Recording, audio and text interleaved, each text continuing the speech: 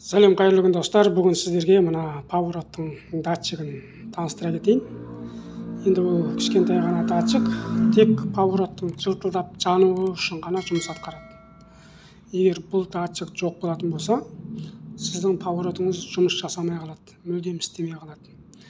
Немесе күйіп кетсе бұл датчик. Енді бұл датчиктегі мына екеуін бір-біріне прямой жалғап қосуға да болады. Ол кезде поворотыңыз жылтылдамай тек жанып қана тұрып алатын болады поворот қосқан кезде. Мен сіздерге қазір қосып көрсетейін.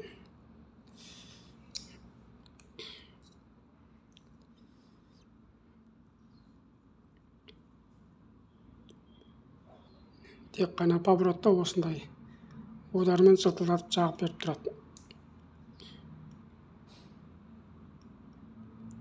Егер бұл датчик жоқ болатын болса, прямой жалғап қойсаңыз, поворот өстіп қана жанып тұрады. Егер мына екеуін прямой жалғай салсаңыз, поворотыңыз өстіп жылтылдамай жанып қана тұратын болады. Жақсы, бүгінгі видео осы. Келесі видеода кездескенше сау саламат болыңыздар. Каналға жазылып, лайк басып қолдап отырыңыздар. Қазақша контент деп қолдап жатқан барша жандарға көп рахмет.